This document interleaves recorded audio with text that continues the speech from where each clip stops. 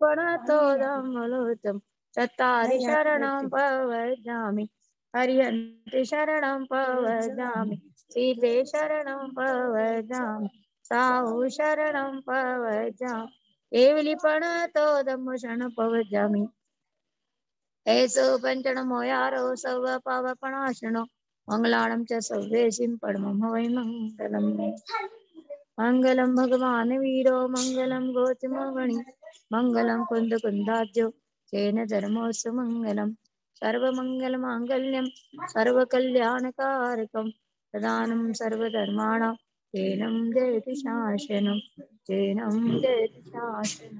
जय बोलंत परमेश्वर भगवान की जय।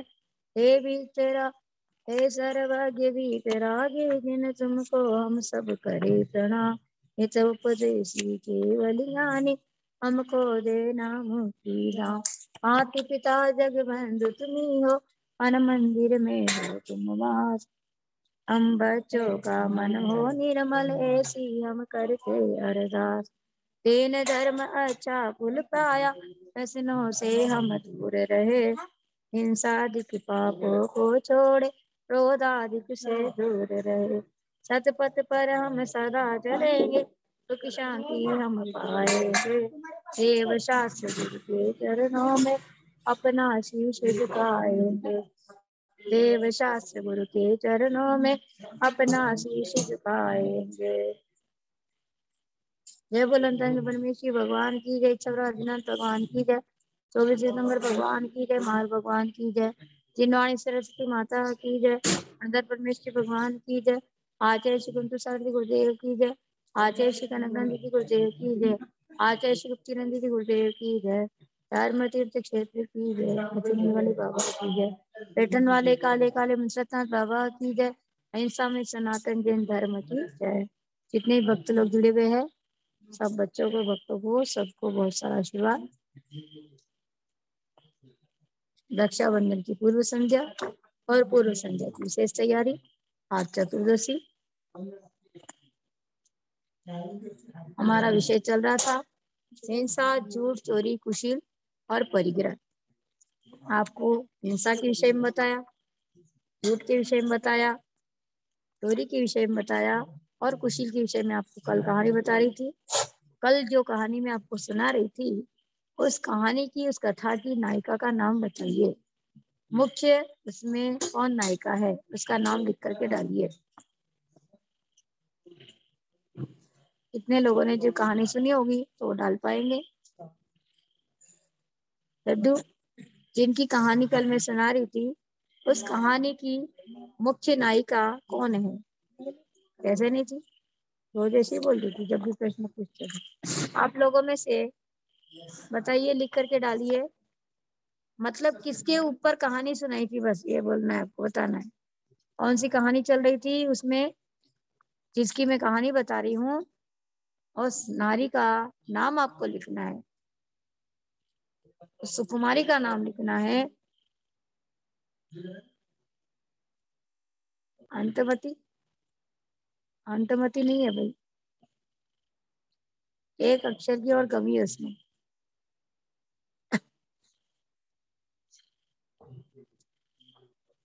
कल जो कहानी सुना रही थी किसकी सुनाई थी मैंने?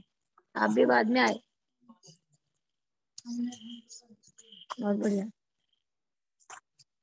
एक ने नाम लिखा है अंतमती, तो अंतमती नाम नहीं है, अनंतमती। आपने बताया था, कितनी बार नाम बोला था मैंने? इस पे एक बिंदी आएगी, अनंतमती हो गया अभी ये। अनंत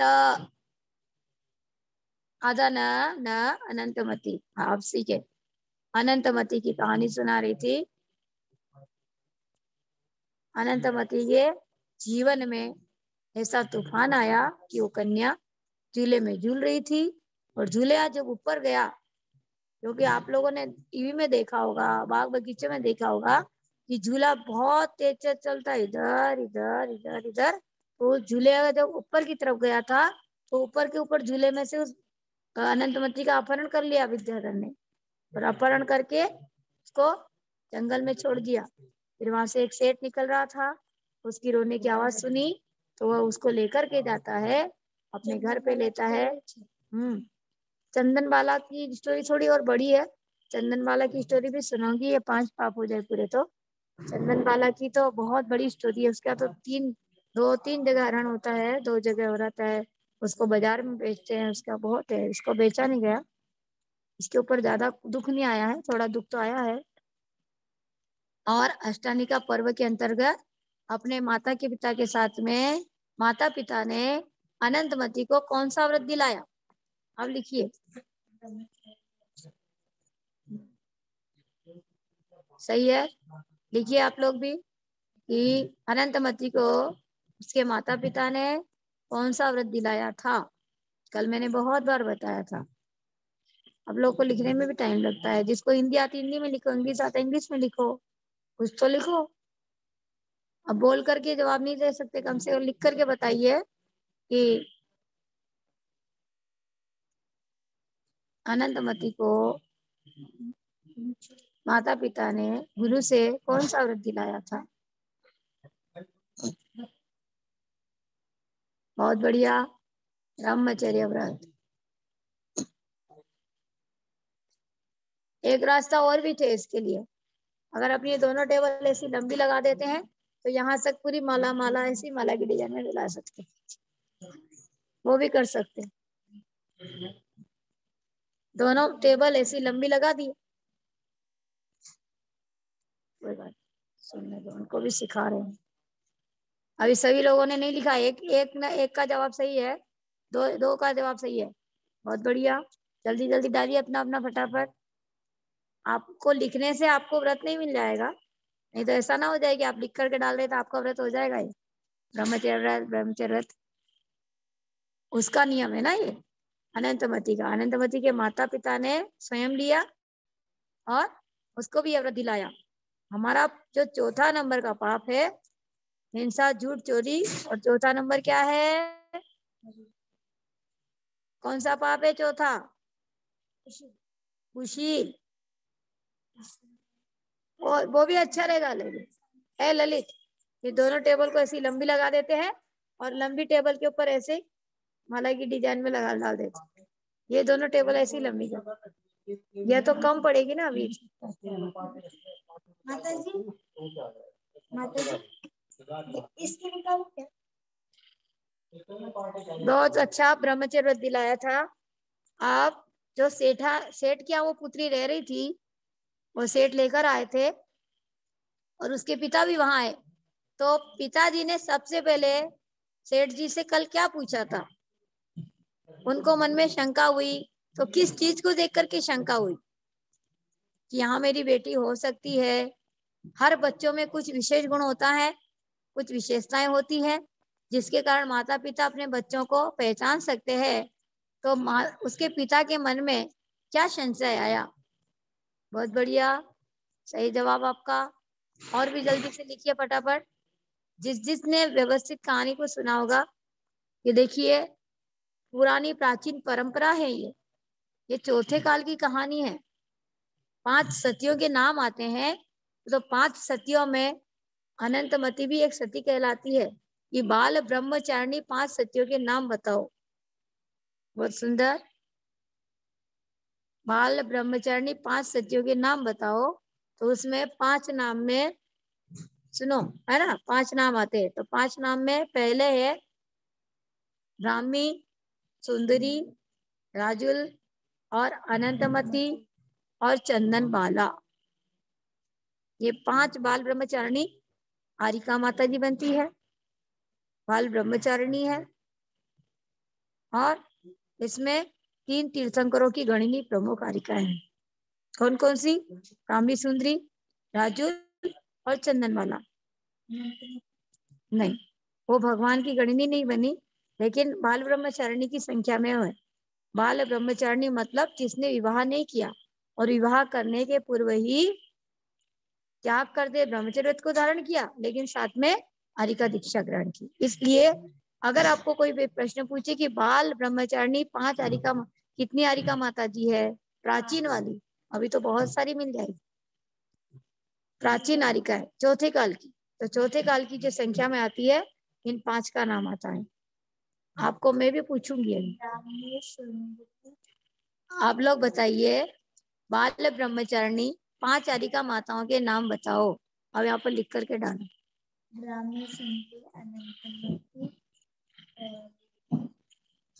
और क्या, रोटी की कोर है क्या? नहीं।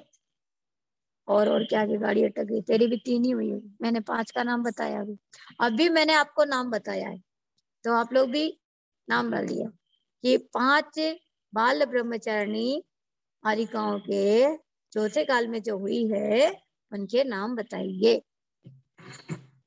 शायद आप लोगों को मालूम भी नहीं होगा पहले, और नाम मालूम भी हो सकता है, ऐसा नहीं है, हो भी सकता है, नहीं भी हो सकता है।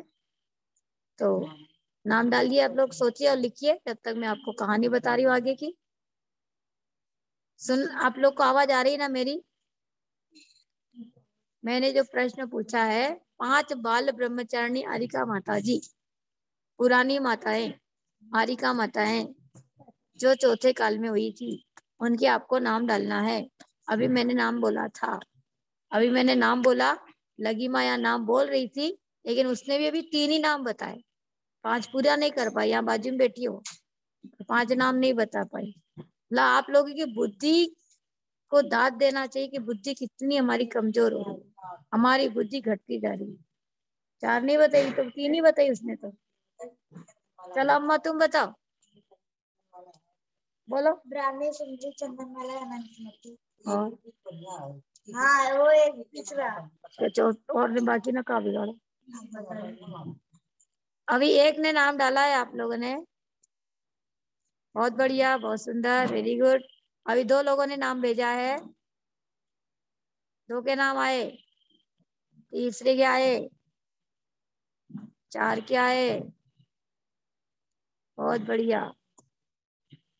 सब लोगों को ये नाम याद होना चाहिए, सब लोगों को याद होना चाहिए कि हमारी चौथे काल की भी, वैसे 5 बाल यति भगवान है, 5 बाल यति भगवान है, ऐसे 5 बाल ब्रह्मचारिणी आरिका माताएं हैं, उसमें से 4 गणनीय आरिकाएं हैं तीर्थंकर भगवान की।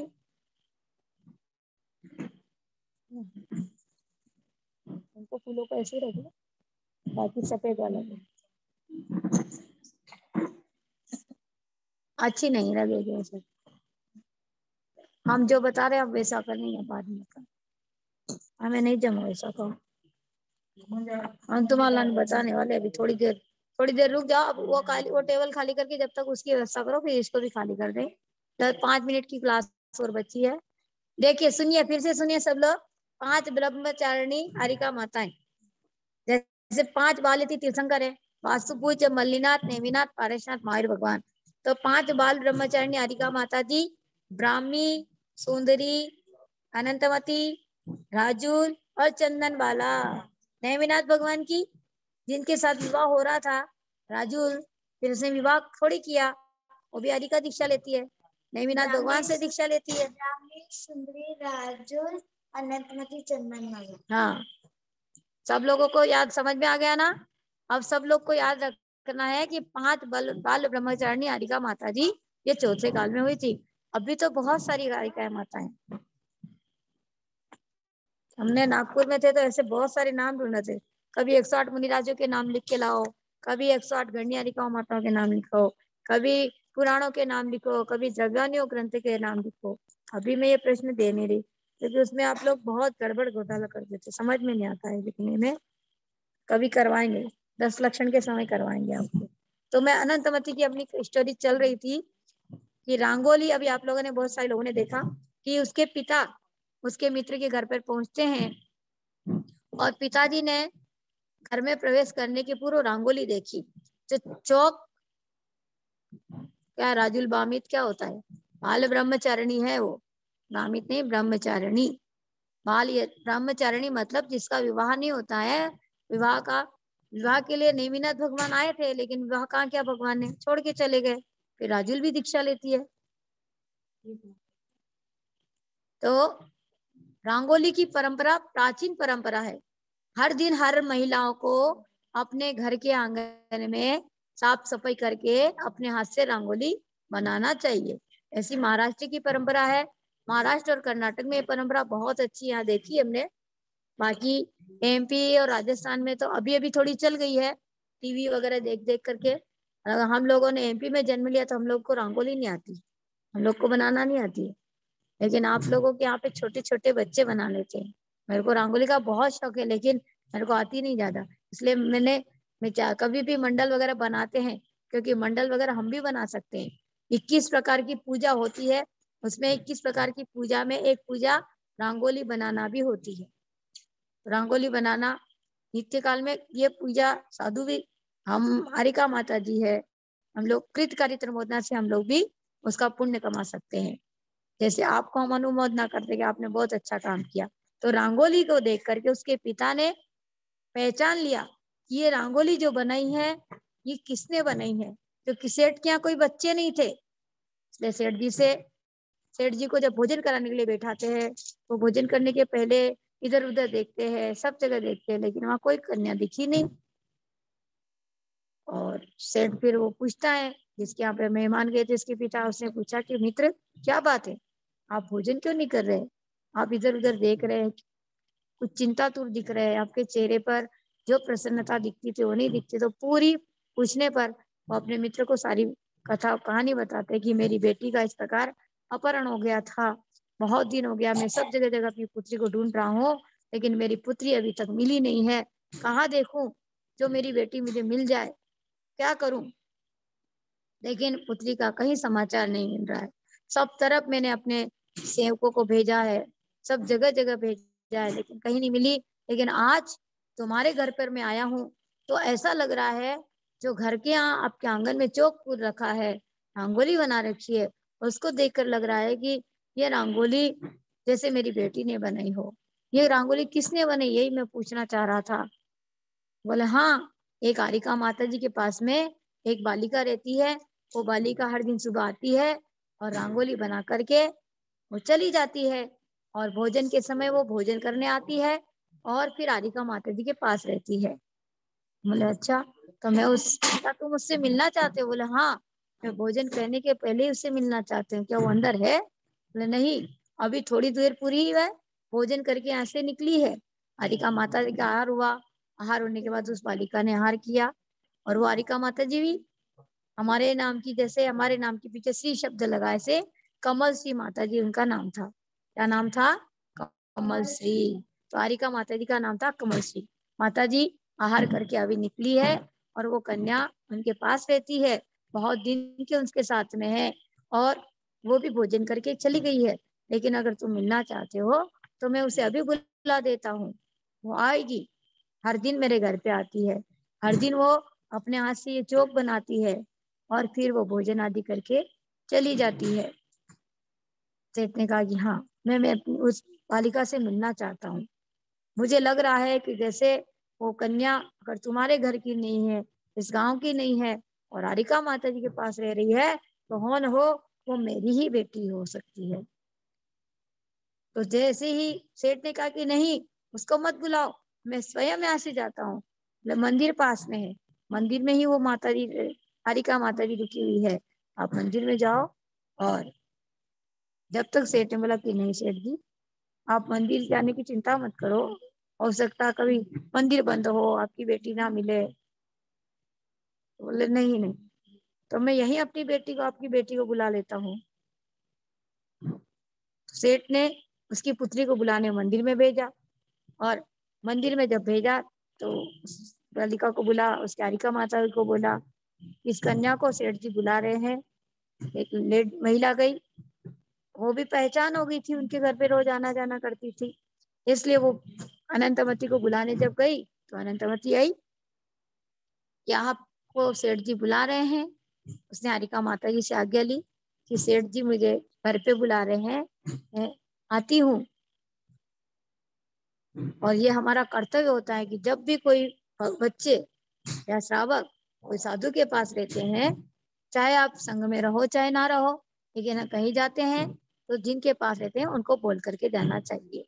जैसे बच्चे आपके आपके बच्चे आपको बोल करके जाते हैं, तो आपको पता रहेगा कि हमारा बच्चा कहाँ है। और साधु के पास, जो साधु लोग के पास रहने वाले श्रावक होते हैं, जो घर परिवार का त्याग करना चाहते हैं, तो वो बच्चे भी अगर साधु को बोल करके गए तो फिर उनकी जिम्मेदारी हो जाती है। अगर थोड़ी भी देर आने जाने में हुई, उनके साथ कुछ भी घटना घटी, तो साधु उनको खोजबीन करवा सकते हैं कि बच्चे कहाँ गए। इसलिए बच्चे चाहे बड़े हो, कहीं पर भी जाना है, घर में रहते हैं तो घर के लोगों को बोल कर जाओ, और बाहर रहते हैं जहां भी गए हैं तो वहां बोल करके जाना चाहिए। बिना बोले कभी नहीं जाना चाहिए। कभी कभी ऐसी घटनाएं घट जाती है, बिना बोले जाते हैं। जैसे आप घर में भी रहते हैं, आप लोग अपने ही घर में देखिए, कभी कभी व्यक्ति करंट आ जाता है, चक्कर आकर गिर पड़ता है, मूर्छित हो जाता है। बाथरूम के अंदर गए और करंट लग गया, चक्कर आ गया, गिर गए, अंदर से टिचकनी लगी है, और अगर आप बोलकर नहीं गए तो कौन ढूंढेगा आपको, कैसे पता चलेगा। और रात के रात में सोए के सोए रह जाते हैं, बाथरूम में पड़े तो पड़े के रह जाते हैं। तो इस प्रकार की घटनाएं बहुत सारी हो जाती हैं। मैं छोटी थी, मैं संघ में आ गई थी छोटी से, लेकिन मेरी बोलने की बहुत कम आदत थी, बोलकर नहीं जाती थी। तो इसके लिए मेरे को बहुत बार संघ में डांट पड़ती थी। जब मैं विशालमती माता जी के पास थी, तो एक दिन सुबह से शाम हो गई, एक घर पे पीड़ाओं में राजस्थान में थे, एक घर में मेरे को भोजन करने के लिए एक लेडीज लेकर गई। जब मैं ब्रह्मचारिणी, घर छोड़ा ही था, मेरे को 1-2 महीने हुए थे, 13 साल की उम्र थी, और मेरे को लेकर गई। वो बोले कि बस अभी बस पास में ही घर है, पास में ही घर है, सब बोलते बोलते 1-1.5 किलोमीटर लेकर चली गई। अब उसके घर पे काम आ गया, उसके घर मेहमान आ गए, बेटा मैं भोजन बना रही हूँ तो भोजन कर ले, भोजन करा दिया। उसके बाद में अब तो थोड़ी देर बैठ जा, अभी मैं भोजन कर लूँ। और भोजन करने बैठे इतने में उनके मम्मी पापा आ गए, तो उसके मम्मी पापा को फिर उसको भोजन करने लगी। अब जिस बहू के माता पिता आ जाए तो घर की मालकिन दूसरों को क्या देखेगी, अपने माँ बाप को पहले देखेगी। तो अपने माता पिता में लग गई, उनका भोजन बनाया, उनको भोजन कराया। ऐसे करते करते 1:30 बज गई। 1:30 बजने के बाद फिर मैंने बोला कि आंटी अब मेरे को छोड़ के आ जाओ।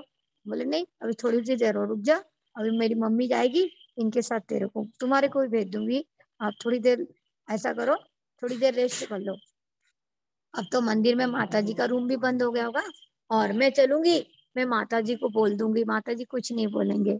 कहा नहीं, चलो बहुत देर हो गई है, आप किसी के भी साथ भेज दो, क्योंकि हम उस गांव में गए और रास्ता बहुत गलियों गलियों में से आता, तो मेरे को रास्ता भी नहीं मालूम था। मैंने कहा मैं अकेली कैसे जाऊंगी, बहुत दूर लेकर आ गए आप मेरे को बहुत अंदर से डर लग रहा था कि माता जी की मेरे को डांट पड़ जाएगी, बहुत देर हो गई है, और माता जी को बता करके भी नहीं आए, क्योंकि मैं छोटी थी, तो जिस संघ में थी वहां पर बहुत कम आहार लेते थे। माता जी आहार करने जाते और मेरे को कोई भी किसी के घर भोजन कराने के लिए जाते तो मैं चली जाती, और चलो माता जी का आहार होता, इधर मेरा आहार हो जाता। तो जैसा संघ में नियम चलता वैसा काम करती। तो इस प्रकार समय वहां पे उस दिन मेरे को फिर वो आंटी बोली कि बेटा तू थोड़ी देर रेस्ट कर ले, और मैं सो गई तो मेरी नींद खुली 5 बजे। 1:30 बजे से सोई तो पूरी 5 बज गई। 5 बजे देखा तो सामने घड़ी थी, मेरे को 5 बज गई और मैं अभी तक यही हूँ। अब क्या होगा, अब उस फिर मैंने उनको जाकर बोला कि मेरे को आप पहले छोड़ के आओ, आपके मम्मी पापा भी चले गए और आपने तो मेरे को उठाया भी नहीं। तो आपको बहुत गहरी नींद आ रही थी इसलिए नहीं उठाया, अब शाम हो गई है, मैं खाना भोजन बना रही हूँ, आप भोजन कर लो शाम का, तो शाम का भोजन करने के बाद आपको ले छोड़ के आऊंगी। मैंने बहुत डरते डरते भोजन किया शाम का तो बस सुबह से शाम हो गई। आज सुबह से मैंने माता जी को बोला भी नहीं, माता जी मेरे को कहाँ ढूंढेंगे, किसको पूछेंगे, क्योंकि मैं संग में किसी को बोलकर नहीं आई थी। फिर शाम को भोजन कर लिया। भोजन जैसे जैसे मैंने आधी रोटी खाई और भोजन करने के बाद फिर उस आंटी ने पूरे घर वालों को भोजन कराया। बस चलते हैं, बैठ बस चलते हैं, बस अभी चलते हैं, अभी चलते हैं, ऐसे करते करते 6:30 बजवा दी। 6:30 बजे वो मेरे को छोड़ने के लिए आई। तो माता जी मेरे को सब पूरे घरों में जिन जिन के यहाँ में जाती रहती थी, जो जो बिहार में थे, उन सबको पूछ लिया।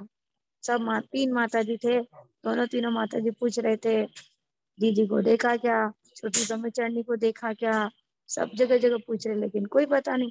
जैसे ही मेरे को माता जी ने देखा, फिर मेरे को अच्छी जम के डांट पड़ी। वो आंटी मेरे को नीचे मंदिर में छोड़ के और चली गई, माता जी ऊपर थे।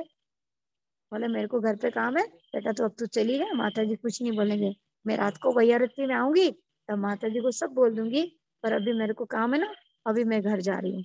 ऐसा मेरे को मंदिर के दरवाजे पे छोड़ा और खुद घर पे आ गई। और घर पे मेरे को ये बोली कि मैं माता जी को सब बोल के रहूंगी। अब माता जी को कौन जवाब दे। तो इस प्रकार की गलती हुई। फिर माता जी को मैंने बोला कि मैं एक घर पे गई और उन्होंने मेरे को सुला दिया, मैं सो गई, तो मेरी 5 बजे तक नींद नहीं खुली। और अब मैं कल से उनके घर पे कभी नहीं जाऊंगी। फिर 1 महीने तक रही वो आंटी, फिर दूसरे दिन बुलाने आई, माता जी सामने बोली, खुद भी माफी मांगी, जी हमारे घर पर जी बार बार बोल रहे थे, लेकिन मेरे को काम आने से मैं रोक छोड़ नहीं पाई इनको, इसलिए आप मेरे को प्रायश्चित दे दो और अब इनको मेरे घर पे भेजो। तो मैंने आगे होके मना कर दिया। मैंने कहा सब घर पे जाऊंगी, लेकिन आपके घर पे मैं कभी नहीं आऊंगी। आपका घर बहुत दूर है, इसलिए मैं नहीं आऊंगी। आपको भोजन कराना है तो आप मेरे को यहीं लाके करा देना, लेकिन आपके घर नहीं आऊंगी। तो पास पास में जाते। तो इस प्रकार और भी 1-2 जगह घटना घटी। कनक नंदी गुरुदेव के यहाँ भी ऐसा हो गया मेरे से, बोल के नहीं गई, तो मेरे को वहां पे भी मेरे को गुरुदेव ने प्रायश्चित दिया। उसके बाद हमेशा बोल कर जाती, जहां भी जाना है तो अपने को बोल कर जाना चाहिए। बोल के नहीं जाते तो साधुओं को भी चिंता हो जाती कि बच्चे कहाँ गए हैं। तो फिर साधु प्रायश्चित भी देते। तो ऐसे ही मम्मी पापा को अगर आप बोल के नहीं गए अपने घर में, बड़े लोगों को बोलकर नहीं गए, तो नहीं बोलने पर कुछ भी आपके साथ में कहीं कुछ हो गया तो उसका जिम्मेदार कौन? कौन आपकी रक्षा करने सुरक्षा करने आएगा? कौन आपको ढूंढेगा? कहाँ ढूंढ खोजबीन करेगा? इसलिए बड़े हो चाहे बच्चे हो, बड़े हैं चाहे बच्चे हैं, लेकिन सब एक दूसरे को बोलकर जाना चाहिए। मैं कितना समय लगेगा। इस प्रकार अनंतमती अपनी आरिका माता जी को बोलकर आई कि मुझे धर्म पिता बुला रहे हैं, तो मैं वहां जाकर आती हूँ। राधिका माता जी ने आशीर्वाद दिया, बोला हाँ ठीक है जाओ। और जब वो आती है मंदिर की गली में से, और सेठ जी बेचारे भोजन करने नहीं बैठे, उसके पिताजी दरवाजे के बाहर खड़े हो गए, क्योंकि बहुत 6-7 महीने से उसकी पुत्री को ढूंढ रहे थे। गेट के बाहर खड़े थे, देखते हैं कि सामने से अनंतमती आ रही है। पिता की आंखों में आंसू आ जाते हैं खुशी के मारे, और वो दौड़ के जाते हैं, जल्दी जल्दी कदम बढ़ाते हैं। और अनंतवती भी अपने पिता को देखकर ये हो जाती कि आज पिताजी आ गए हैं मुझे ढूंढते हुए। क्योंकि अनंतमती को भी नहीं मालूम था कि मैं कहाँ कितनी दूर आ चुकी हूँ। उसने कभी अपना परिचय नहीं दिया किसी को कि मैं किसकी पुत्री हूँ, कौन से नगर में रहती थी, क्या है, कुछ नहीं बताया उसने। और पिता के चरण पर प्रणाम करती है, और पिता अपनी पुत्री को सेठ के घर लेकर आते हैं, और एक रंगोली के माध्यम से पिता और पुत्री का पुनः मिलन हो जाता है। और सेठ जी बड़े प्रसन्न होते हैं दोनों कि देखो आज आपके कारण यहाँ मैं आया और इस नगर में आकर के मेरी पुत्री मिल गई। ऐसा कौशाम्बी नगर रहता है वो भी, और उस नगर में पिता पुत्री का मिलन हो जाता है। और वो मिलकर के अपनी वो पिताजी भोजन करके अपनी बेटी के साथ में हरिका माता जी के पास जाते हैं। हरिका माता जी को कहते हैं कि मैं अपनी पुत्री को आपके पास से अपने घर ले जाना चाहता हूँ। हरिका माता जी कुछ नहीं बोलती है, पर अनंतमती कह देती कि नहीं पिताजी, मैंने ये सारा संसार देख लिया है, बस अब आप मिल गए हैं, और अब आपके समक्ष मैंने बचपन में ब्रह्मचर्य व्रत ग्रहण किया था, और आज मैं आपके सामने ये भी वापस प्रतिज्ञा करती हूँ, आगे आगे मैं घर पे नहीं आऊंगी, अब घर का त्याग करती हूँ, अब मुझे संसार की कोई विषय की इच्छा नहीं रही। ऐसा वो निशंक के निकांक्षित अंग में अनंतमती प्रसिद्ध होती है। 8 अंग होते हैं, 8 अंग में दूसरे अंग में अनंतमती प्रसिद्ध भी हो जाती है। कि उसको सारे बोलते पिताजी बहुत समझाते हैं, 2-3 दिन रुकते हैं, उसकी माँ को भी बुला लेते हैं, उनके जितने रिश्तेदार होते हैं सबको बुलाते हैं। ये पुत्री तो अकेली है, इकलौती है, तेरे सारा घर बार जो कुछ है सेठ जी के पास जो है वो सब कुछ तेरा है। तो इस प्रकार इच्छाएं इंसान को उसको सब धन का, परिवार का, जितना वैभव है सेठ के पास उसका प्रलोभन देते हैं, लेकिन वो किसी प्रकार की इच्छा नहीं करती और इच्छाओं का त्याग कर देती है, और उनके सामने ही हरिका दीक्षा उन हरिका माता जी से ग्रहण कर लेती है। तो वह अनंतमती 8 दिन का ब्रह्मचर्य व्रत लेकर के अपना कल्याण करती है, और बाल ब्रह्मचारिणी हरिका अनंतमती माता बनती है। ऐसी कुशील कुशील के ऊपर मैंने आपको बताया कि जैसे बच्चों को इस प्रकार का नियम लेना दिलाना चाहिए कि जब तक आपका विवाह नहीं होगा तब तक के लिए आपका ब्रह्मचर्य व्रत है।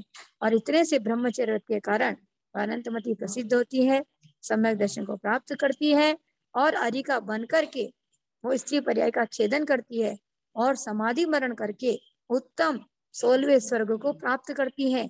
16वें स्वर्ग में इंद्र बनती है और इंद्र बन करके वहां का सुख वैभव छोड़ करके वो मोक्ष को प्राप्त कर लेती है, अनंत सिद्ध पद को प्राप्त कर लेती है।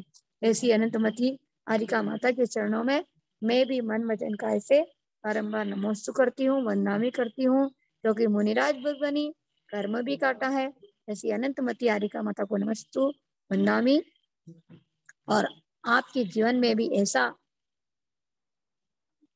जो था पाप था कुशील, इस कुशील के ऊपर मैंने आपको शील कैसे पालन करना चाहिए, अपने स्वभाव को कैसे पाना चाहिए, उस स्वभाव को आपको मैंने समझाने का इस कथा के माध्यम से प्रयास किया है कि हंसी मजाक में माता पिता ने 8 दिन का ब्रह्मचर्य दिया और इसको 8 दिन का ब्रह्मचर्य दिलाया, लेकिन समय निर्धारित नहीं किया था। इसको भी ब्रह्मचर्य दे दो, माता पिता ने क्या कहा था, इसको भी ब्रह्मचर्य दे दो, तो मुनिराज ने दे दिया। इसलिए हरिका माता अनंतमती पिताजी बोलते हैं तो वह यही बोलती कि पिताजी आपने तो मेरे को बचपन में ही ब्रह्मचर्य दिलाया था।